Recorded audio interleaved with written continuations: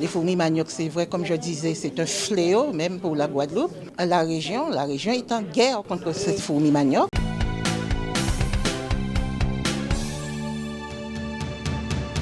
On a organisé une réunion d'information qui fait suite au lancement d'un projet d'envergure, un projet expérimental autour de la lutte contre la fourmi manioc.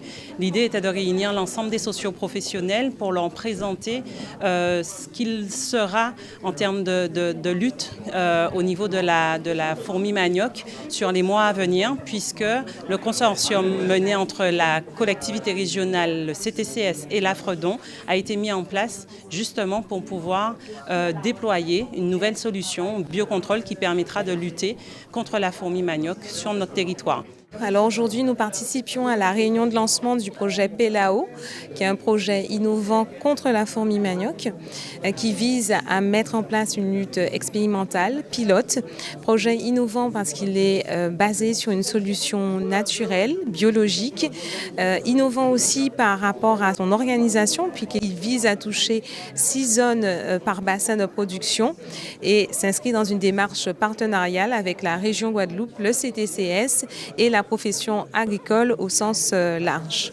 Le CTCS est partenaire de ce projet aux côtés de l'AFREDON et de la région Guadeloupe.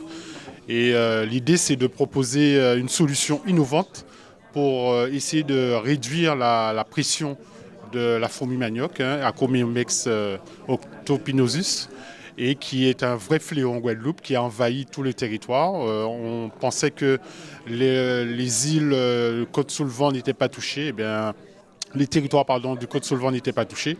Et donc, on a observé par les enquêtes que ces territoires-là sont touchés, Marie-Galante aussi.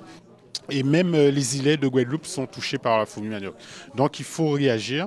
Déjà, une première entrée, c'est aux côtés des agriculteurs et de répondre à un besoin important parce que la fourmi manioc cause beaucoup de dégâts sur les cultures, ignames et autres cultures de la Guadeloupe. Alors c'est un projet qui repose quand même sur plus d'une vingtaine d'années de recherche et de travaux de recherche et donc qui est mûrement abouti et raisonné. Nous a permis de tester déjà à petite échelle via des essais de prototypes donc l'efficacité de cette solution. Il nous a permis de constater que c'était une solution innovante et efficace à 80% sur des nids jeunes, moyens, la majorité des nids que nous constatons en parcelles agricoles. Cette deuxième phase opérationnelle en fait consiste à élargir dans cet essai, redonner une dimension collective à la lutte et renforcer les acquis, notamment sur le ravageur que nous ciblons, l'espèce invasive fourmi manioc.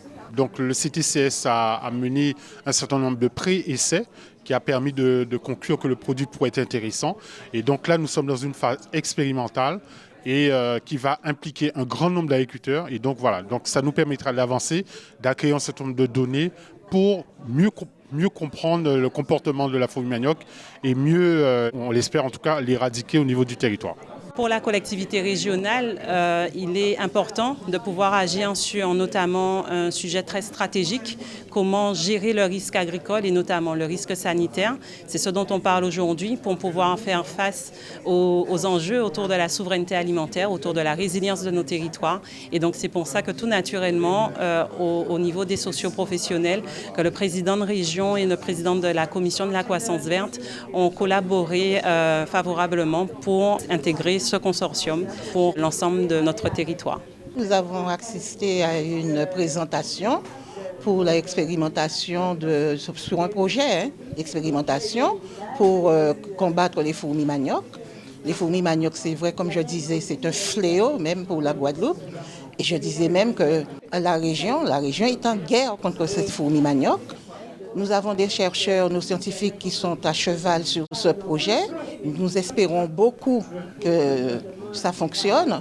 Et puis, les agriculteurs, les professionnels, ils attendent aussi beaucoup. Donc, voilà pourquoi, aujourd'hui, nous avons présenté à ces professionnels ce projet.